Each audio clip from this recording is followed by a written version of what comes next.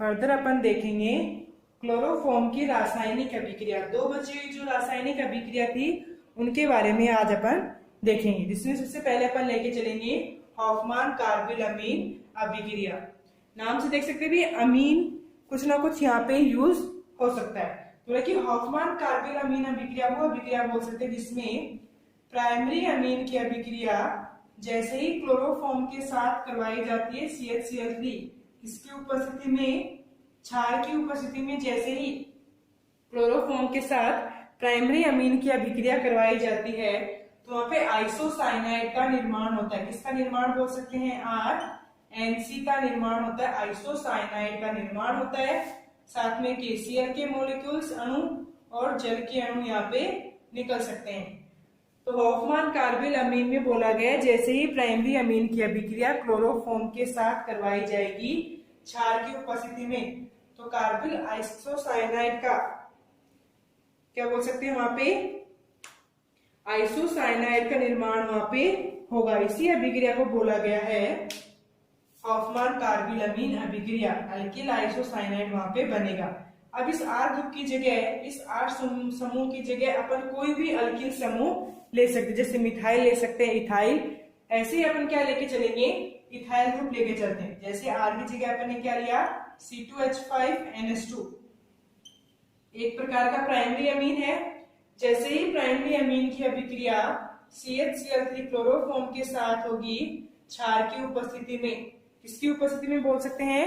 क्षार की उपस्थिति में जैसे ही क्लोरोफॉर्म के साथ प्राइमरी अमीन की अभिक्रिया होगी, यहाँ पे क्या है? अमीन क्या बोल रहे हैं अपन? अल्किल समूह कोई फिक्स लेके चल रहे। जैसे यहाँ पे R था उसकी जगह मिथाइल हो सकता है, C2H5 इथाइल हो सकता है, यहाँ पे मिथाइल अमीन भी हो सकता था, इथाइल अमीन भी हो सकता था। ठीक है, C2H5NH2 जैसे ही अभिक्रिया करेगा अल्किल आइसोसाइनाइड का निर्माण होगा। N और C क्या है? नाइट्रोजन के साथ बंधित है अल्किल समूह, तो पूरा कहलाएगा आइसोसाइनाइड।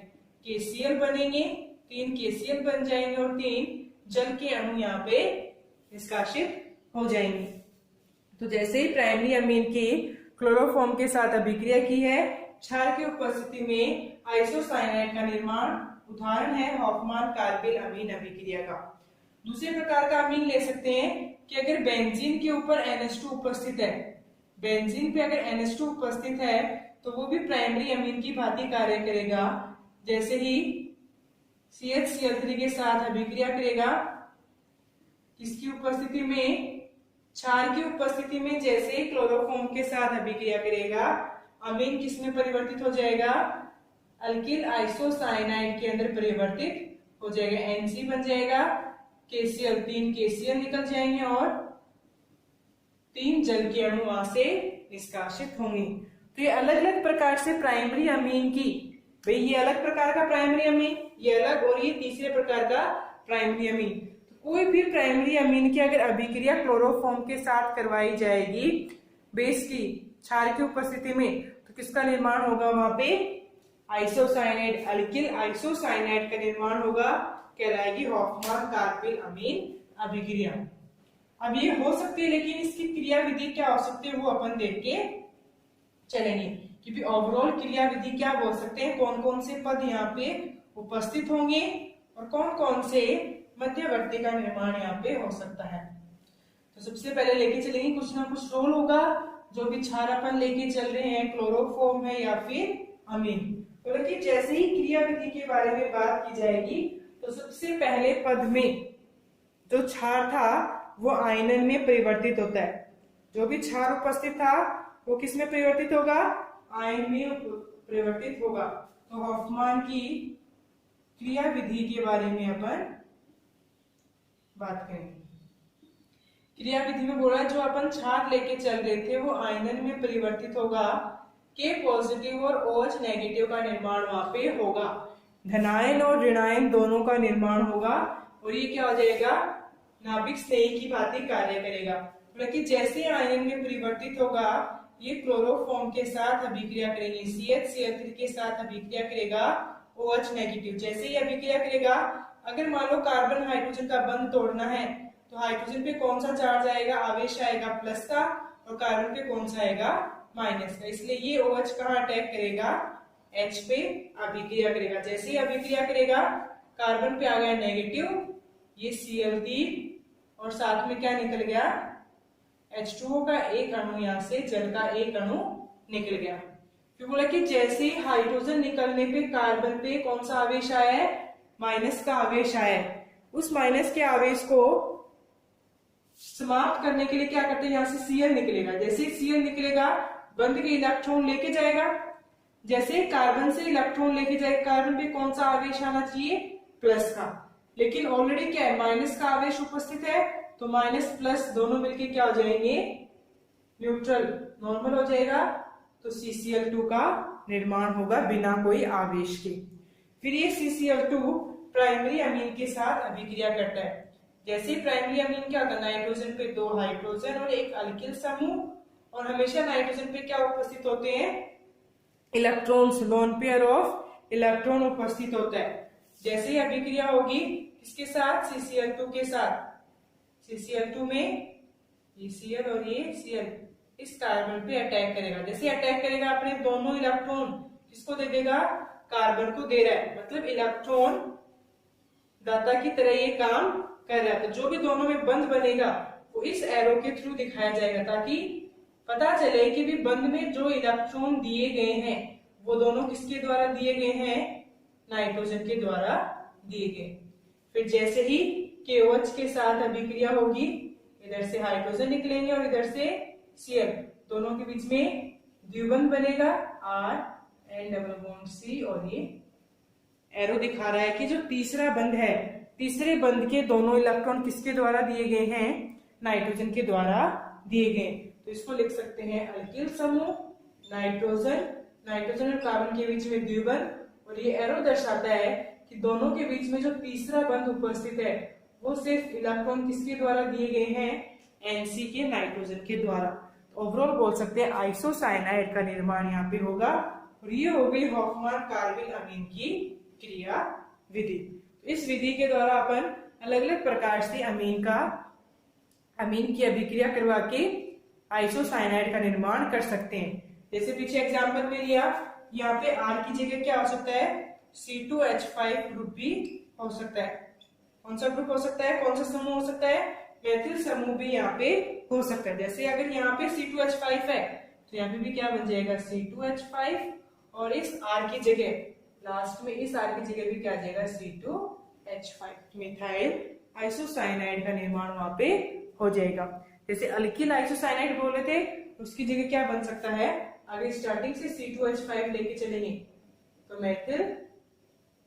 तो इथाइल आइसोसाइनाइड का निर्माण हो सकता है। आगे स्टार्टिंग से CH3, R की जगह CH3 लेके चलेंगे तो क्या हो सकता है, मेथिल आइसोसाइनाइड का निर्माण हो सकता है।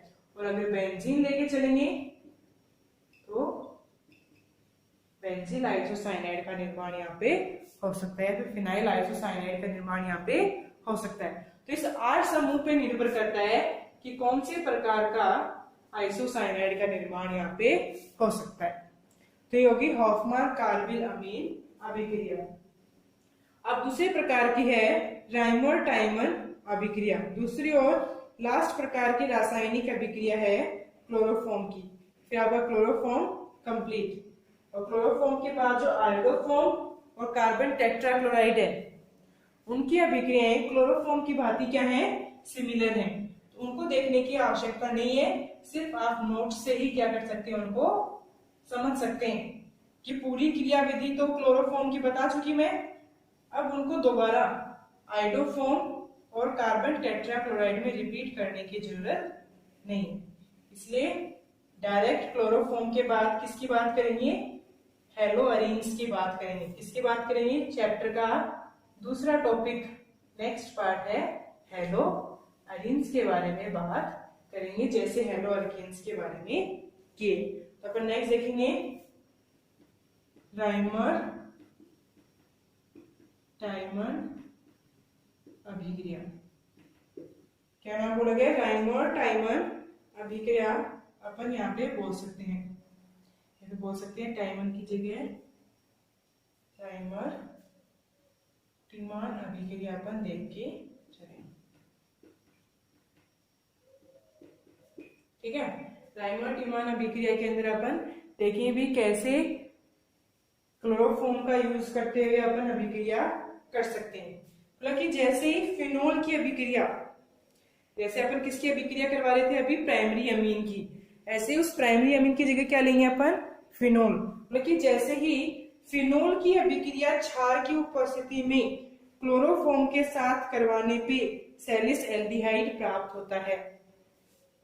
राइमर टीमान अभिक्रिया में क्या होगा, जैसे ही फिनोल, फिनोल क्या बोल सकते हैं, बेंजीन पे OH ग्रुप, जैसे ही फिनोल की अभिक्रिया क्लोरोफॉर्म के साथ करवाई जाएगी क्षार की उपस्थिति में, क्षार की उपस्थिति में जैसे ही अभिक्रिया करवाई जाएगी तो वहां पे सैलिस एल्डिहाइड का निर्माण होता है। जैसे यहाँ पे क्या बनेगा, OH ग्रुप, तो OH समूह ऐसा कैसा उपस्थित होगा, यहाँ पे एक CHO समूह आ जाएगा, एल्डिहाइड का समूह, इसलिए बोल रहे हैं यहाँ पे सेल्स एल्डिहाइड का निर्माण वहां पे होगा। क्या बोल सकते हैं, सेल्स एल्डिहाइड का निर्माण यहाँ पे होगा।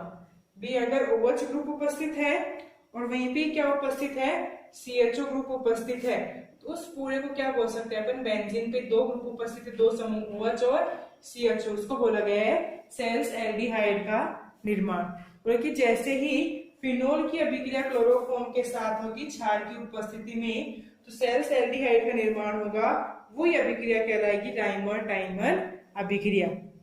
अब यहाँ पे क्या हो सकता है, अपन फिनोल एक ही रूप में उपस्थित होगा तो यहाँ पे अलग प्रकार का उदाहरण लेके अपन नहीं देख सकते।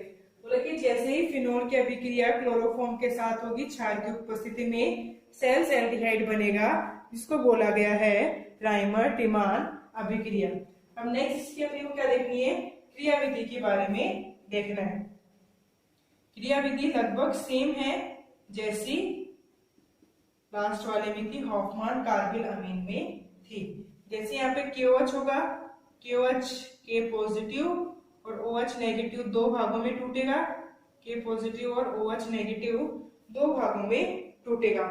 जैसे दो भागों में टूटेगा OH नेगेटिव किस पे अटैक करेगा, क्लोरोफॉर्म पे अभिक्रिया दिखाएगा। जैसे क्लोरोफॉर्म पे अभिक्रिया होगा OH नेगेटिव की क्या बनेगा, इधर से हाइड्रोजन निकलेगा, कार्बन को इलेक्ट्रॉन देगी तो कार्बन पे माइनस का चार्ज और क्या निकल गया, एक अणु जल का निकल गया। फिर इस माइनस को बैलेंस करने के लिए एक Cl निकलेगा। जैसे ही Cl निकलेगा माइनस आवेश न्यूट्रल में हो जाएगा, भी कोई भी आवेश नहीं होगा और CCl2 का निर्माण वहां पे होगा।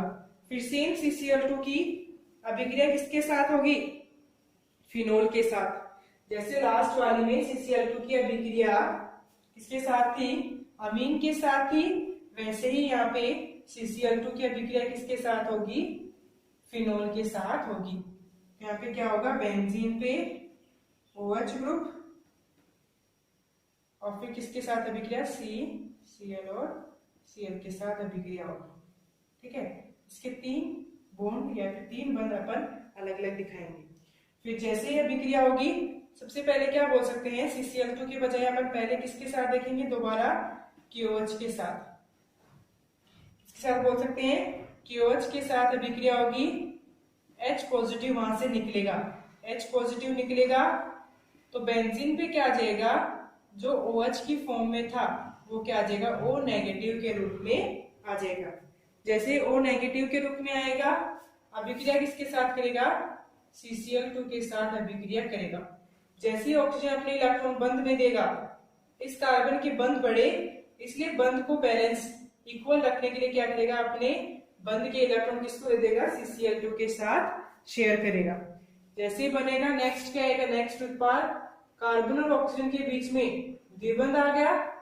ठीक है, और यहाँ पे इस कार्बन पे क्या आ गया, ये Cl और ये Cl और इधर से और ये हाइड्रोजन एक यहाँ पे उपस्थित है। इसने सारे इलेक्ट्रॉन कार्बन को दे दिए तो कार्बन पे कौन सा आवेश आ जाएगा, माइनस का आवेश यहाँ पे आ जाएगा। ठीक है, इतनी अभिक्रिया है। इस अभिक्रिया के बाद अपन देख सकते हैं इस माइनस के आवेश को नियंत्रित करने के लिए देखेंगे क्या भाई नेक्स्ट पद में होगा। जैसे ऑक्सीजन ने इलेक्ट्रॉन दिए थे, क्या कर रहा है, जैसे अगर मान लो ऑक्सीजन अपने इलेक्ट्रॉन ले रहा है तो इस कार्बन के बंध में बंध का नंबर क्या हुआ, कम हुआ। उस वैलेंसी को कंप्लीट करने के लिए क्या करेगा, इधर से हाइड्रोजन अपने इलेक्ट्रॉन दे देगा कार्बन को, और ये वाला कार्बन किस पे अटैक कर देगा, किसके साथ अभिक्रिया करेगा, जो हाइड्रोजन बेंजीन से निकल रहा है उसके साथ अभिक्रिया करेगा। जैसे ही अभिक्रिया करेगा क्या बनेगा, इधर नेक्स्ट उत्पाद बनेगा जहां पे ऑक्सीजन पे माइनस का आवेश और तीनों बॉन्ड है बेंजीन में और CHCl2। जैसे ये बनेगा, एरो के अकॉर्डिंग चलेंगे, यहाँ पे O पे माइनस चार्ज आ जाएगा, यहाँ पे क्या आ जाएगा, हाइड्रोजन आ गया, ये Cl और ये Cl, और ये तीनों बंध यहाँ पे उपस्थित हो गए जैसे नॉर्मली बेंजीन में उपस्थित होते हैं। ठीक है, जैसे इतना उत्पाद बना, इसकी अभिक्रिया अब अपन करेंगे दोबारा से KOH के साथ। स्टार्टिंग में 3 अणु लेके चले थे KOH के, तो वो 1 by 1 तीनों अणु अपन काम में ले लेंगे अभिक्रिया के दौरान। मतलब कि जैसे ही KOH के साथ अभिक्रिया होगी, KOH के साथ अभिक्रिया होगी, यहां से 1 मॉलिक्यूल जैसे ही किसके साथ अभिक्रिया करनी है अपने को, KOH के साथ अभिक्रिया करनी है, तो ऐसे क्या होगा, K और Cl तो निकल जाएगा, KCl निकलेगा और उसकी जगह क्या अटैच हो जाएगा, OH ग्रुप। भी जैसे ही अभिक्रिया हुई, O पे माइनस का आवेश है एज इट इज, यहाँ पे कार्बन पे क्या जुड़ गया, OH, एक Cl और एक हाइड्रोजन। हाइड्रोजन और Cl तो एज इट इज था, लेकिन जैसे KOH के साथ अभिक्रिया होती है, K प्लस का होता है, OH कौन सा होता है, माइनस का। तो K ने कार्बन के क्लोरीन के साथ अभिक्रिया की, जैसे अभिक्रिया करेगा अपने साथ ले जाएगा और पीछे छोड़ेगा कार्बोकैटायन, कार्बन पे प्लस चार्ज, और उस कार्बन पे कौन अटैक करेगा, जैसे मान लेते हैं K प्लस और OH माइनस यहाँ पे बनाए, जैसे KOH के साथ अभिक्रिया होगी। यहाँ से बोला कि Cl अपने इलेक्ट्रॉन लेके जा रहा है, जैसे इलेक्ट्रॉन लेके जाएगा प्लस के साथ जा सकता है, खुद पे माइनस, और किसके साथ आ सकता है, प्लस पे। जैसे क्लोरीन इलेक्ट्रॉन लेके गया, कार्बन पे कौन सा आवेश आ सकता है, प्लस का, उस प्लस पे कौन अभिक्रिया करेगा, OH माइनस, KOH का OH माइनस अभिक्रिया करेगा। तो नेक्स्ट उत्पाद क्या होगा, एक Cl की जगह क्या आ जाएगा, एक OH ग्रुप यहाँ पे आ जाएगा, या फिर एक OH समूह यहाँ पे उपस्थित हो जाएगा। इसको ऐसे अपन लिख देंगे O और H। फिर नेक्स्ट अभिक्रिया क्या बोल रहा है कि दोबारा से Cl निकालना पड़ेगा। फिर जैसे ही नेक्स्ट वाला Cl अपनी बंध के इलेक्ट्रॉन लेके जाएगा, तो कार्बन पे कमी आई है बंध की, वो कमी ऑक्सीजन के द्वारा पूरी की जाएगी। जैसे ही ऑक्सीजन अपने इलेक्ट्रॉन ले लेगा हाइड्रोजन से, तो हाइड्रोजन पे कौन सा आवेश आ जाएगा, प्लस का। तो इस प्लस के आवेश पे कौन अभिक्रिया कर देगा, बेंजीन पे जो O नेगेटिव उपस्थित है वो अभिक्रिया करेगा। जैसे अभिक्रिया करेगा, इस वाले ऑक्सीजन पे क्या आ गया, ये वाला हाइड्रोजन OH, दोबारा से फिनोल का OH आ गया, और इस वाले कार्बन पे क्या, एक डबल बॉन्ड ऑक्सीजन, एक बंध था और दूसरा बंध दोबारा बना तो द्विबंध ऑक्सीजन और एक हाइड्रोजन, एल्डिहाइड ग्रुप आ गया। किसका निर्माण हो गया, सैलिक्स एल्डिहाइड का निर्माण यहाँ पे हुआ है। तो ये 2 प्रकार की अभिक्रियाएं बाकी थी, रासायनिक अभिक्रिया, कौन कौन से बोल सकते हैं, राइमर टीमान अभिक्रिया, और बोल सकते हैं हॉफमैन कार्बिन अमीन अभिक्रिया। इन दोनों अभिक्रियाओं के साथ आपका क्लोरोफॉर्म कंप्लीट, और क्लोरोफॉर्म को देखते हुए आइडोफॉर्म और कार्बन टेट्राक्लोराइड। क्लोरोफॉर्म क्या है, CHCl3 की सारी रासायनिक अभिक्रियाएं और निर्माण की विधि अपन ने देखी है। ऐसे ही इनकी निर्माण विधि और रासायनिक अभिक्रिया को देखते हुए CHI3 और CCl4 दोनों की रासायनिक अभिक्रिया अपन समझ सकते हैं, सिर्फ उसकी रासायनिक अभिक्रिया देख के। तो CHI3 और CCl4 दोनों को किसके बेसिस पे समझना है, CHCl3 के थ्रू, क्योंकि दोनों ही क्या है, सिमिलर होंगे, CHCl3 की बातें ही रासायनिक अभिक्रियाएं दिखाएंगी। तो उसके लिए अपने को नेक्स्ट कोई वीडियो बनाने की जरूरत नहीं है CHI3 और CCl4 के लिए, इसलिए डायरेक्ट नेक्स्ट कौन सा टॉपिक स्टार्ट करेंगे, नेक्स्ट अपन स्टार्ट करेंगे हेलो अरेंज चैप्टर का नया टॉपिक हेलो अरेंज के बारे में अपन यहाँ पे नेक्स्ट स्टार्ट करेंगे कि भाई हेलो अरेंज क्या होते हैं और कैसे उनका सिंथेसिस किया जा सकता है, मतलब उनका निर्माण कैसे किया जा सकता है, और कौन कौन सी प्रकार की रासायनिक अभिक्रियाएं वहां पे हो सकती है। तो सबसे पहले अपन देखेंगे कि हेलोअरीन्स क्या होते हैं। ठीक है, हेलोअरीन्स वो यौगिक हैं या फिर वो कंपाउंड्स हैं जहां पे जो अल्किल हेलोजन उपस्थित है, वो हेलोजन कोई भी एक रिंग पे उपस्थित होंगे एरोमेटिक यौगिक पे। एरोमेटिक यौगिक जैसे क्या होता है, बेंजीन रिंग होती है, ऐसे ही अलग अलग प्रकार की जो भी एरोमेटिक रिंग है उनपे अगर हेलोजन उपस्थित है तो कौन सा होगा, हेलोअरीन्स उनको या फिर हेलोअरीन्स उनको बोला जा सकता है। कि भी अगर मान लेते हैं एरोमेटिक रिंग अपन ने ली है बेंजीन रिंग, और इस बेंजीन रिंग पे अगर कोई हेलोजन उपस्थित है, Cl ना लेके ओवरऑल अगर कोई भी हेलोजन उपस्थित है उनको बोला गया हेलोअरीन्स। एरोमेटिक रिंग पे उपस्थित हेलोजन पूरा यौगिक क्या कहलाएगा, हेलोअरीन्स। वे यौगिक जिनमें अरीन समूह से हेलोजन जुड़े हैं, कौन से समूह से, अल्किल के बजाय एरिल समूह से अगर हेलोजन जुड़े हैं, हेलोअरीन्स कहलाते हैं। जैसे ओवरऑल बेंजीन पे X ग्रुप बता सकते हैं या फिर X की जगह अपन कोई भी एक हेलोजन ले सकते हैं। जैसे X बेंजीन पे क्या आ जाए, क्लोरीन आ जाए, ब्रोमीन आ जाए या फिर क्या आ जाए, आयोडीन आ जाए। ये तीनों ही किसके उदाहरण हैं, क्लोरो या फिर क्या बोल सकते हैं, हेलोअरीन्स के उदाहरण हैं। अगर कोई भी एक हेलोजन उपस्थित है एरीन समूह पे या फिर अरील समूह पे हेलोजन जुड़े हैं तो उन तीनों का अपन क्या बोल सकते हैं, हेलोअरीन्स बोला जा सकता है। जैसे इसको बोलेंगे क्लोरोबेंजीन, क्या बोलेंगे इसको, क्लोरो बेंजीन। ठीक है, ये हो जाएगा ब्रोमीन है तो ब्रोमो बेंजीन, और आयोडीन है तो आयोडो बेंजीन।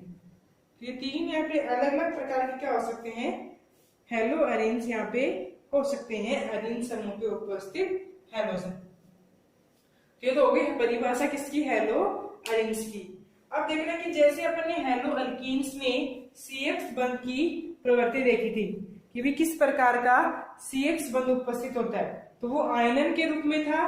कार्बन पे तो क्या आया था, प्लस का आवेश, और हेलोजन पे क्या आया था, माइनस का आवेश यहाँ पे आया था हेलोअल्कीन्स के अंदर। लेकिन अगर हेलोअरीन्स के CX बंध की बात की जाती है, CX बंध मतलब बेंजीन का कार्बन, ठीक है, और हेलोजन, इस कार्बन और X के बीच का जो बंध है वो कौन सा होता है, CX बंध। तो यहाँ पे अपने को हेलोअरीन्स में CX बंध के बारे में बात करनी है, किस प्रकार की प्रकृति या फिर प्रवृत्ति या फिर नेचर इसका हो सकता है। ठीक है, फिर जैसे अगर इसकी हाइब्रिडाइजेशन देखी जाए, क्या बोल सकते हैं अपन, इसका हाइब्रिडाइजेशन देखा जाए या फिर संकरण देखा जाए कि भी हेलोअरीन्स में जो हेलोजन कार्बन पे उपस्थित है, जिस कार्बन पे उपस्थित है उसका संकरण कौन सा होता है, sp2 प्रकार का संकरण वहां पे उपस्थित होता है। जैसे क्या होता है, हेलोअल्केन्स में क्या था, जिस कार्बन पे हेलोजन उपस्थित था उसका संकरण sp3 था। लेकिन हेलोअरीन्स में जिस कार्बन पे हेलोजन उपस्थित है उसका संकरण कौन सा होगा, sp2, क्योंकि यहाँ पे एक क्या उपस्थित है, पाई बंध उपस्थित है, और वो पाई बंध संकरण में गिना नहीं जाता। तो इसलिए कितने सिग्मा के तीन बंध हैं तो संकरण कितना आ जाएगा, sp2, जहां पे s कक्षक और p के 2 कक्षक काम में आ रहे हैं बंध बनाने के लिए। ठीक है, जैसे यहाँ पे देखेंगे अगर परसेंटेज प्रतिशत की बात की जाए तो s का प्रतिशत कितना है, 33.33% अपन बोल सकते हैं s का। अभी पूरे संकरण की बात की जाए तो उसमें s कक्षक की प्रतिशत कितना होगा, 33.33% वहां पे हो सकता है। ठीक है, फिर लेकिन यहाँ पे क्या होगा कि आकर्षण उपस्थित होता है, क्या बोल सकते हैं, कार्बन व हेलोजन के मध्य एक, यहाँ पे क्या करेंगे भी देखना पड़ेगा कि भी C और X हेलोजन और कार्बन के मध्य क्या प्रवृत्ति यहाँ पे उपस्थित है। यह भी बोला गया है कि कार्बन और हैलोजन के मध्य एक प्रबल आकर्षण बल उपस्थित होता है। ठीक है, क्या बोल सकते हैं, प्रबल आकर्षण बल उपस्थित होता है कि यहाँ पे हैलोजन पे क्या है, इलेक्ट्रॉन्स उपस्थित है। हैलोजन पे क्या होता है, हमेशा एक्सेस में इलेक्ट्रॉन, ज्यादा मात्रा में इलेक्ट्रॉन्स उपस्थित होते हैं। अब इस प्रबल बल के बारे में बात नहीं हुई, क्या होता है, क्योंकि जैसे हैलोजन की बात की जाती है तो हैलोजन पे क्या उपस्थित होता है, इलेक्ट्रॉन्स उपस्थित होते हैं। क्या बोल सकते हैं, यहाँ पे इलेक्ट्रॉन्स उपस्थित होते हैं जो कहाँ काम में आते हैं, रेजोनेंस में यहाँ पे अपन काम ले सकते हैं। ठीक है, यहाँ पे जो हैलोजन पे लोन पेयर उपस्थित है, हैलोजन पे जो लोन पेयर उपस्थित है वो बेंजीन के पाई बंध के साथ एक रिश्ता शो करता है, जिसको रिश्ते को क्या बोल सकते हैं कि जैसे ही बेंजीन, यहाँ पे हैलोजन पे लोन पेयर और बेंजीन के पाई बंध के बीच में क्या उपस्थित होता है, यहाँ पे बोल सकते हैं सहयुग्मन उपस्थित होता है। क्या बोल सकते हैं, हैलोजन के लोन पेयर और बेंजीन के द्विबंध या फिर डबल बॉन्ड्स के, तो यहाँ पे क्या रिलेशन बोल सकते हैं, सहयुग्मन होगा। हैलोजन के लोन पेयर के और बेंजीन के पाई बंध के बीच में सहयुग्मन उपस्थित होगा। सहयुग्मन की वजह से यहाँ पे कुछ समय के लिए आंशिक द्विबंध उपस्थित हो सकता है, कि भी जैसे दोनों के बीच में रिलेशन अपन देखेंगे या फिर सहयुग्मन देखेंगे, उसकी वजह से हैलोजन और कार्बन के बीच में आंशिक द्विबंध उपस्थित हो सकता है, जो क्या करता है, कार्बन और हाइड्रोजन के दोनों बंध पे क्या करता है, कार्बन और हैलोजन के बीच के बंध को स्ट्रॉन्ग बनाता है, प्रबल बंध में कन्वर्ट करता है। ठीक है, यहाँ पे देखेंगे कि ये सहयुग्मन कैसे हो सकता है और कैसे यहाँ पे आंशिक द्विबंध का निर्माण हो सकता है। तो जैसे ही अभिक्रिया करेंगे, सॉरी अभिक्रिया नहीं, सहयुग्मन देखेंगे हैलोजन के इलेक्ट्रॉन और कार्बन बेंजीन के द्विबंध के यहाँ पे पाई इलेक्ट्रॉन्स के बीच में, यहाँ पे क्या होता है, बेंजीन उपस्थित है, बेंजीन पे 3 बंध उपस्थित है, पाई बंध, यहाँ पे कोई भी एक हैलोजन मान लेते हैं, क्लोरीन उपस्थित है। जैसे क्लोरीन पे 3 लोन पेयर उपस्थित है, ये लोन पेयर बेंजीन के कार्बन को दिए जाएंगे, तो इस कार्बन के बंध क्या हो जाएंगे, बढ़ जाएंगे, और इसकी वैलेंसी बराबर रखने के लिए क्या करेगा, ये अपने इलेक्ट्रॉन किसको दे देगा, नेक्स्ट वाले कार्बन को देगा। इसने दे दिया, दोनों के बीच में क्या आ गया, द्विबंध आ गया। पहले कितना था, सिर्फ एक बंध था, फिर किसमें परिवर्तित हो जाएगा, द्विबंध के अंदर परिवर्तित। इस कार्बन की वैलेंसी पूरी रखने के लिए क्या किया, इसने अपने इलेक्ट्रॉन दूसरे कार्बन को दे दी, तो जिसको दी उस पे कौन सा आवेश आ जाएगा, माइनस का आवेश। इस माइनस के आवेश को कंटिन्यू करने के लिए क्या होगा, ये माइनस आवेश एक कार्बन पे ना रह के कोई दूसरे कार्बन के थ्रू वो बांटा जाए। तो क्या करेंगे, वहां पे पाई बंध के द्वारा 1 बाय 1 अलग अलग कार्बन के द्वारा इस नेगेटिव आवेश माइनस आवेश को बांटा जाएगा। तो एक बार ऑर्थो पोजीशन पे और दूसरी बार में पैरा पोजीशन पे कौन सा आवेश आ गया, माइनस का आवेश आ गया। ये माइनस आवेश फर्दर किसके का, कार्बन से जाएगा बंध पे, और नेक्स्ट वाले बंध का कहा जाएगा, कार्बन पे। दोबारा क्या होगा, माइनस तो परिवर्तित हुआ बंध के अंदर, और बंध कहाँ परिवर्तित हो गया, माइनस आवेश के अंदर, और कार्बन पे, क्लोरीन पे कौन सा आ जाएगा, प्लस का आवेश। फिर लास्ट में क्या होगा, ये जैसे ही माइनस बंध में परिवर्तित होगा, बंध क्या करेगा, क्लोरीन अपने इलेक्ट्रॉन वापस ले लेगा और दोबारा एक बंध में परिवर्तित, द्विबंध से दोबारा से एकल बंध में परिवर्तित हो जाएगा। तो क्या बनेगा, दोबारा से जैसी स्टार्टिंग में संरचना थी सेम वैसे ही संरचना बन जाएगी। तो बोला सहयुग्मन उपस्थित होने, हैलोजन के लोन पेयर और बेंजीन के पाई इलेक्ट्रॉन्स के मध्य सहयुग्मन उपस्थित होने की वजह से कुछ देर के लिए आंशिक द्विबंध का निर्माण वहां पे होता है, जिसकी वजह से बोल सकते हैं कि बेंजीन और क्लोरीन के बीच में इजीली बंध नहीं टूट सकता। लेकिन अगर अल्किल और क्लोरीन की बात की जाती है, अल्किल हेलो अल्कीन्स की, तो ऐसा कोई भी द्विबंध वहां पे उपस्थित नहीं होता है। अगर द्विबंध उपस्थित नहीं है तो इजीली अल्किल समूह और हैलोजन के बीच से बंध टूट सकता है। लेकिन अगर बेंजीन और हैलोजन के कार्बन की बात, बेंजीन के कार्बन और हैलोजन की बात की जाए तो यहाँ पे कुछ समय के लिए क्या होता है, द्विबंध उपस्थित होता है, जिसकी वजह से ये इजीली नहीं टूटेगा। अगर कोई भी अभिक्रिया अपने को करवानी है सीएल को हटा के, तो अपने को कुछ ना कुछ एक्स्ट्रा कंडीशंस वहां पे देनी पड़ेंगी, या तो हाई टेम्परेचर या फिर हाई प्रेशर वहां पे देना पड़ेगा, ताप और दाब की एक्सेस मात्रा वहां पे देनी पड़ेगी, तभी बेंजीन और सीएल के बीच का बंध टूट सकता है। लेकिन एल्किल हैलाइड्स में या फिर हेलो अल्कीन्स में इजीली ये बंध टूट जाता है, क्योंकि वहां पे कोई भी आंशिक द्विबंध उपस्थित नहीं होता है।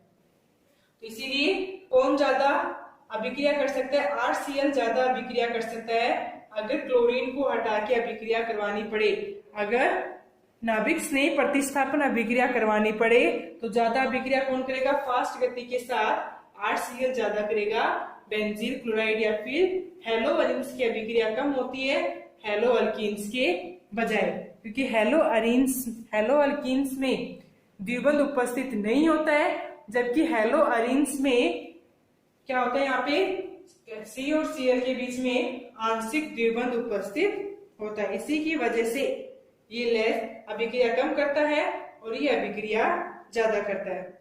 ऐसे अगर विनाइल हैलाइड्स की बात की जाए, क्या बोल सकते हैं, विनाइल हैलाइड, यहाँ पे क्या होता है CH2 double bond CH, vinyl halide बोल सकते हैं या फिर वाइनिल हैलाइड। यहाँ पे क्या होगा, सेम प्रवृत्ति है जैसे क्लोरीन और कार्बन के बीच एक बंध, कार्बन और क्लोरीन के बीच एक बंध, और फिर क्या उपस्थित है, द्विबंध। तो यहाँ पे भी क्लोरीन और कार्बन के बीच, हैलोजन और बेंजीन के बीच क्या उपस्थित होता है, सहयुग्मन उपस्थित होता है। जैसे ही क्लोरीन अपने इलेक्ट्रॉन देगा, वैसे क्या करेगा, कार्बन अपने इलेक्ट्रॉन दूसरे वाले कार्बन को दे देगा।